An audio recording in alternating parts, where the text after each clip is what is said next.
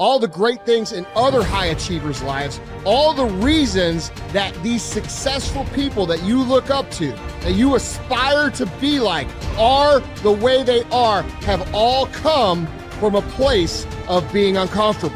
That's just a fact. Because everywhere I look and everywhere I see in today's society, everybody's doing everything they can to be more comfortable.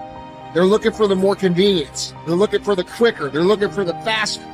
You know, I think people are always looking for some sort of, remedy or some shortcut that's going to make them be able to do things that are hard easier. But no, they're hard things for a reason. So they're going to be hard. If they were easy, everyone would do them. We go through life trying to seek security and not coming outside of our comfort zone, and we take most of our stuff with us to the grave. Ask yourself, what's blocking you? What's preventing you from acting? Why don't you have the courage to handle that? Why won't you face that? What are you running away from?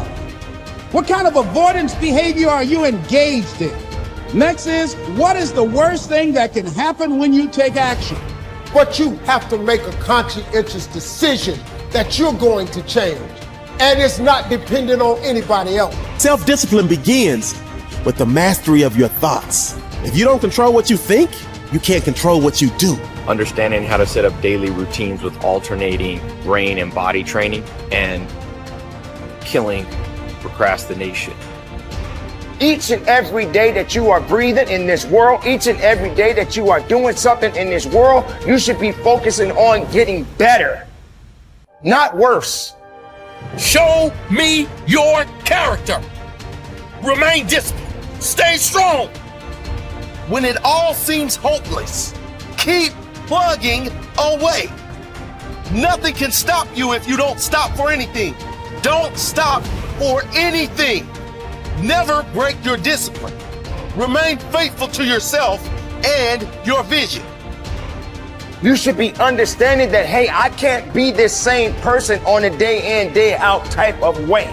I got to keep focusing and going further and going harder and going stronger and pushing myself. It is hard to have the success you want. It's hard to have a jet and freedom and extra houses. And it takes hard work and it takes time. And there's no shortcut. I don't care what anybody thinks. There's no shortcut. Maybe you could have bought Dogecoin and you got lucky. That is the rarest thing in the history of the world. Ed and I would bet we agree. I don't even know. Neither one of us probably invested in crypto when all of our friends said to, because we didn't know it, we didn't feel it, and we missed it. So I'm so blessed if you did for you, but that's not where true wealth is made. You have to work 50% harder than you think you do. You have to get kicked in the teeth more than you think. You have to get questioned by your friends and family and look like the dreamer twice as much as you think. The people you thought were going to support you aren't. Some people are going to talk behind your back. Some friends are going to leave you. And guess what? It's worth every freaking penny. It's worth every moment, every disappointment. There was a gentleman named David Kekich. I met him. He was paralyzed from the neck down. And not always paralyzed. I think it was a jogging car accident. And he had these Kekich credos. It was like a business card that folded out. And one of his Kekich credos, to make him positive, most positive guy you ever met, couldn't move anything below his neck, one of them was, living the hard way is easy, and living the easy way is hard. So before I answer this about multiple streams of income, I think it's really important I tell you this. Living the hard way makes it easy. I could blame a lot of people. And that's the book I was reading. And I put it off on everybody else. It wasn't until I said, you know what, for me to fix this, I gotta read what the f wrong with David God. Not blame anybody. Read my book and say, okay, I'm afraid of my shadow. How can I overcome that? Go in the military, get your ass kicked, do things you hate to do, be uncomfortable every day of your life. Roger that. I'm not the smartest kid in the world. Okay. Instead of somebody saying, oh no, you're smart. No, don't say that to yourself. I said to myself, no, I'm a dumb motherfucker. Okay, roger that. How you get smarter? Educate yourself. So the things that we run from, we're running from the truth. We're running from the truth, man. So the only way I became successful was going towards the truth. As painful and as brutal as it is, it changed me. It allowed me to become, in my own right, who I am today. If you do what other successful people do over and over again, nothing can stop you from eventually enjoying the same rewards that they do. But if you don't do what successful people do, nothing can help you. Success is not an accident. Sadly, failure is not an accident either.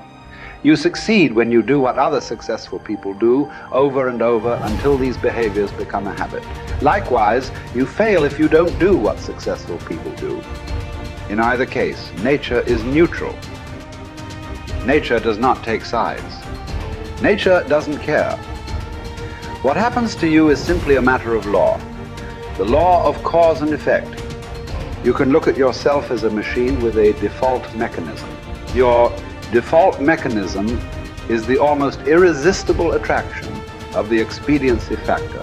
In the absence of self-discipline, your default mechanism goes off automatically. This is the main cause of underachievement and the failure to realize your true potential. When you are not working deliberately, consciously, and continuously to do, be, and have those things that constitute success for you, your default mechanism is at work. You end up doing those fun, easy, and low-value things in the short term that lead to frustration, financial worries, and failure in the long term. One of the most important requirements for success, once you have decided what it is that you want, is the quality of willingness. Successful people are willing to pay the price, whatever it is and for as long as it takes, until they achieve the results they desire. Everyone wants to be successful. Everyone wants to be healthy, happy, thin, and rich. But most people are not willing to pay the price. Occasionally, they may be willing to pay the price, but they are not willing to pay the whole price. They always hold back. They always have some excuse or rationalization for not disciplining themselves to do everything that they need to do to achieve their goal. How can you tell when you have paid the full price of success? It's simple. Look around you. There it is. You can always tell how much of the price of success you have paid by looking at your current lifestyle and your bank account. By the law of correspondence, your outer world will, like a mirror, always reflect the person you are and the price you have paid on the inside.